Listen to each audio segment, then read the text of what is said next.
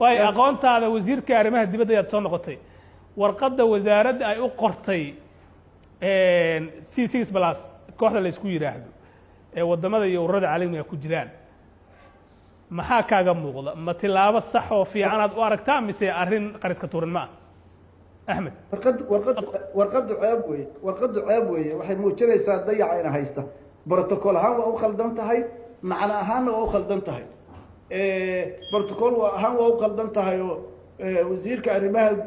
wasiir dawluhu intuu waraaq iska qoro magaciisa ku saxiixo uu u diro maaragtay magaciisii oo yiraahdo C6 ma jiri karto C6 asaga ma abuurin safaarada jooga waaye kuwana maamulaya waaye wasiirka saas dhahaya xalana ma geli karo iyadoo aan wasiir askari Ugandese baarin marka protocol ahaan waa u khaldan tahay macna ahaanna waa u khaldan tahay waxa weeyaan hadda ka hor aniga waxaa idhi nasiib darro dalalka ajnabiga iyo safaaradahooda iyo UN mararka qaarkood uga roon dadka Soomaaliyeed madaxdooda aan fiirino mesela waxa laga xaraaqsan yahay hadda uu ka xaraaqsan yahay wasiirku iyo madaxweynaha ka dambeeya wuxuu ka xaraaqsan yahay lixda safiir u maagaya waxa weeye waxay la kulmeen mucaarad madaxweynaha u tageen waxay dhaheen dadkaaga la heshii adiga iyo Jubbaland isla hadla adiga iyo Puntland isla hadla dastuurka iska bedelin idinkoo raalli isaga ahayn war Soomaali baa tiina intaas aan gacantayda haynay isu imaado wada shaqaysta qofka saas dhahaya iyo qofka dhahaya aniga maxaa la yiraahdaa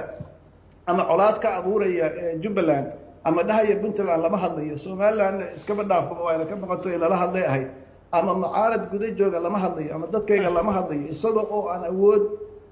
badan haysan qofka saa dhahaya iyo qofka dhahaya war isu imaado wada tashada qofkeeba danta Soomaalida haya nin loo actan la yiraahdo dadka wuxuu bixiyay sheeko la yiraahdo power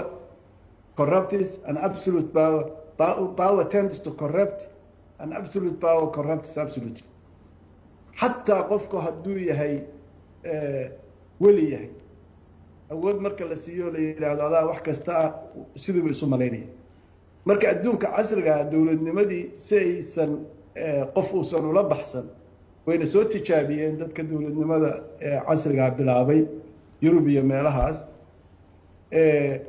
mar boqor la cararo iyo mar absolute waxa la yiraahdo boqor la cararo boqor awood oo dhan iska leh iyo mar la cararo nin boobay soo arkeen marka waa sababta institutions is jangaraynaya si dadka loogu adeego loo sameeyay marka dawladnimo dadka u adeegtaa hadii marka dawladnimo dadka u adeegaysay dawladnimadu marka si dadka ugu adeegto waa in institutions ugu adeegtaa marka dhaqanka siyaasadeed oo ah in aan institutions